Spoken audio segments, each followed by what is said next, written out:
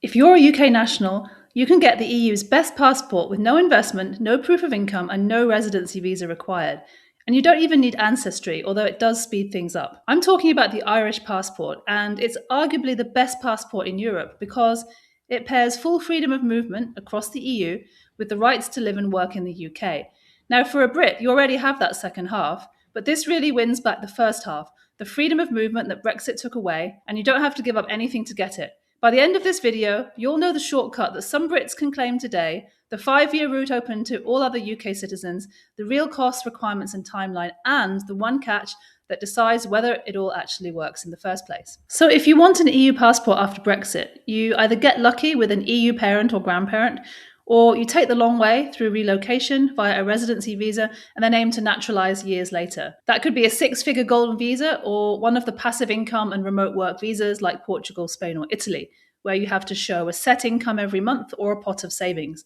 Now, those routes are valid and plenty of people use them, but every one of them puts a financial bar in front of you before you even get started. What gets missed a lot is that a UK passport carries a special right in Ireland that predates the EU by a long way. It's called the Common Travel Area, and under this, a Brit can move to the Republic of Ireland with no visa, no permit, and no income to prove, and start living there the day they land and establish residency. All other non-EU nationals have to get past one of those financial bars first, but UK citizens do not. Their clock starts on arrival. And that's the one difference that I'll focus on in this whole video. And keep in mind that if you're not British, you've still got lots of options available, both in Ireland and across the wider EU. I built the EU Citizenship Navigator tool to help you identify the residency and citizenship routes that best suit your personal situation and goals, and you can grab the link to that in the description. So if you're a UK citizen, before you think about moving to Ireland, you should check whether you're already entitled to citizenship. Some UK nationals are, and they don't need 5 years of anything. So start with where you were born. If you were born in Northern Ireland before January 1st, 2005, then you're entitled to claim Irish citizenship right now. You choose it, you apply for the passport, and that's the route. No residency test, no waiting period. And if you were born in Northern Ireland from 2005 onwards, then the same is true as long as one of your parents was either a British or Irish citizen at the time. And that covers most people, although not quite everyone. Next up, look at your parents and grandparents. If you have a parent who was an Irish citizen, then you may already be Irish without realising it. If you have a grandparent who was born on the island of Ireland, including Northern Ireland, then you can claim citizenship by registering on the Foreign Births Register. One important thing to know about that register, your citizenship counts from the date you register, not from the date you were actually born. So if you're planning on having children, you might want to register early. And I'll come back to what happens if none of this applies to you, because that's the route that most of you are here for. And it does have a big catch that's worth getting right. So that's the ancestry path wrapped up. If you were born in Northern Ireland or have an Irish parent or grandparent, start there because it's going to be faster and cheaper than everything else in this video. But there's one route that doesn't need a single drop of Irish blood, and it's the reason a British passport is still one of the most powerful in Europe, despite everything that Brexit took away. Here's the route open to every UK passport holder, ancestry or not. First, you move to Ireland. Then you live there for 5 years, and then you apply to naturalise as a citizen. You don't need a residency permit, any proof of income or sponsor, or any investment. The legal basis for this is called the Common Travel Area, and it's an agreement that survived Brexit completely untouched. A British citizen has the right to live, work, study, and use public services in Ireland with no immigration permission at all. Also, you can take any job, you can work in a bar, join a company, or start your own business. And an employer just checks your British passport to confirm your right to work. And keep in mind that Irish nationals can do exactly the same thing in the UK. This is what makes the clock start on day one. So for most non-Brits, the residence clock only begins once they've secured a residency visa, which can take months or years. But as a UK citizen, you can skip that altogether. You land, you become legally resident, and the countdown begins. But we do need to look at the structure of the 5 years because it's not simply 5 straight calendar years.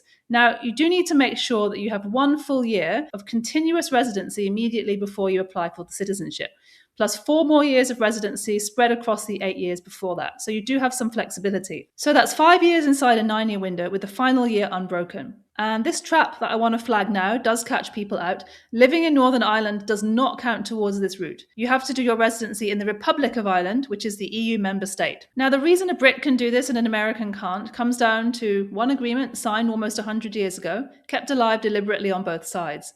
It's not a special favour, it's a right that you already hold, but you probably never thought about. But that ordinary working life matters more than you might think, and I'll show you why in the next section. So before we go further, two quick points that apply to everyone on this route. First off, you can keep your British passport because Ireland allows dual citizenship and so does the UK. So naturalising as Irish doesn't cost you anything of what you already have. You can have both. Secondly, residency for citizenship and residency for tax are two different clocks. Becoming eligible for an Irish passport doesn't decide where you pay tax. Where you're tax resident depends on where you actually live and how many days you spend there. And that is a separate question that's worth proper advice. Don't assume that the two necessarily move together. Now, with that clear, let's talk about the rules that often trip people up. Now, the 5-year residency part sounds simple, right? But the details are where applications can come unstuck. So let's go over the ones that matter. First off, that final continuous year is pretty strict. In the 12 months before you apply, you are expected to be resident in Ireland. You can travel, but your time outside the country cannot add up to more than 70 days outside Ireland, with up to 30 more allowed in exceptional cases at the minister's discretion. You could book a long winter abroad in your qualifying year, but that would risk you resetting the clock by another year without meaning to do so. You also have to be of good character, and you have to disclose this fully, which means declaring any record, any criminal record, any court proceedings honestly in your application. Non-disclosure can do more damage than most of the things that people are tempted to hide. Next up, there's the timeline. Most applications are processed in about 12 months once they're in, and that period sits on top of your 5 years of residency before applying. So from landing in Ireland to holding the citizenship in your hand, you're realistically looking at 6 years, sometimes a little more. And now the costs, because not having a financial gate doesn't mean the whole process is 100% free. You do have to pay for the application, which is €175. And when you're approved for citizenship, there's a certification fee of €950 for an adult before your certificate is issued, and the cost of the passport on top. But compared with a golden visa that runs into 6 figures, or having to prove thousands of euros in income a month plus savings for other types of visas, that sum is pretty negligible, but you should understand that it's not zero. Now, there's one requirement underneath all these rules that the no permit freedom actually creates, and it's where a lot of Brits would come unstuck if they didn't plan for it from week one. Now, the common travel area route is free of a financial gate for a reason, because you're the one that has to bring the proof. But there's a reason that proof is harder for a Brit than for almost anyone else applying, and the success of the whole route really hinges on this. Because UK citizens in Ireland don't need any residency permit and they don't get stamped, there's nobody who's keeping a record of your residency except for you. You don't have a residency card in your wallet to prove that you were in Ireland. And when you actually apply for citizenship, you have to prove every year of residency by yourself on paper to a fixed standard.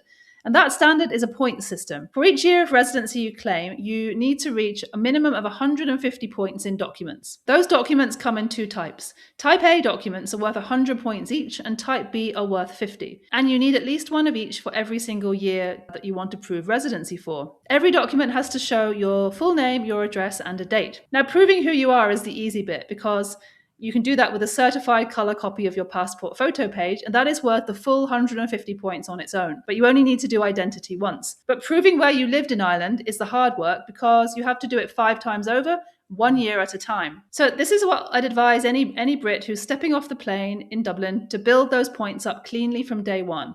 First off, get a PPS number and get into the tax system straight away. Once you're working, each year gives an official employment record in your name and builds up your social insurance history. And those are among the strongest documents you can hand in to support your application. Next, open an Irish bank account as soon as possible and actually use it for your everyday spending in Ireland, because bank statements showing regular transactions in Ireland across the year are exactly what the authorities are looking for. Also, put your tenancy and any household bills in your own name, including the electricity, the gas, the broadband, the bin charge, anything you can think of, because every one of those produces a dated document with your name and address on it. And then treat it as a regular habit, not something to panic about at the last minute. Every year, file one strong document and one supporting document, maybe at a set date each year.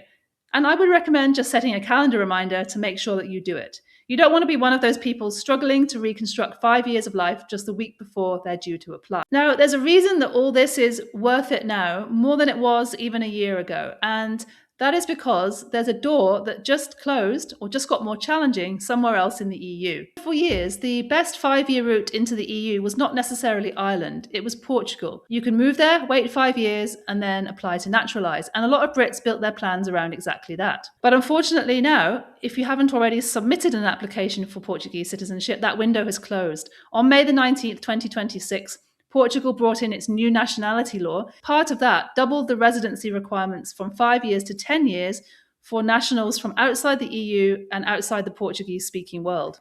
And since Brexit, a British citizen is not from the EU, so any Brit in Portugal who moves there now would be on the 10-year track. And that same law restarts the clock from the day your residency card is issued. And thanks to current processing delays, that can add another year or two before the counting even begins.